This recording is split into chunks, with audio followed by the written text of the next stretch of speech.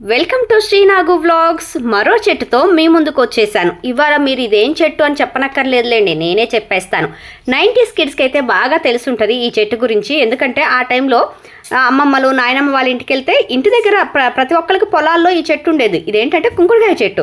ఆ కుంకుడుకాయలతోనే మనకి శుభ్రంగా తలస్నానం చేయించి పేలు ఈర్చేవాళ్ళు కదా. మా చిన్నప్పుడైతే మా నాయనమ్మ అలా చేసేదనమాట. మాకు ఇక్కడ కుంకుడుకాయ చెట్టు ఉంది అనగానే నాకు వెంటనే ఆ జ్ఞాపకం గుర్తొచ్చేసి పక్కింటి అమ్మాయిని తీసుకొని వెళ్ళి ఈ కుంకుడుకాయల చెట్టు దగ్గరికి వెళ్ళి కుంకుడుకాయలు ఏరుకొని ఈ జ్ఞాపకాన్ని మళ్ళొక్కసారి రీకలెక్ట్ చేసుకుందామని తెచ్చుకున్నాను.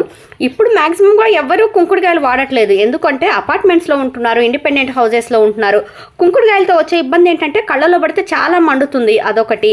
ఈ కుంకుడుకాయలు వాడినప్పుడు బాత్రూంలో పైప్ లైన్స్లోకి వెళ్ళి డ్రైనేజ్ ఇష్యూస్ వస్తున్నాయని చెప్పేసి మ్యాక్సిమంగా అందరూ కుంకుడుకాయలు వదిలేసి షాంపూస్కి వెళ్తున్నారు.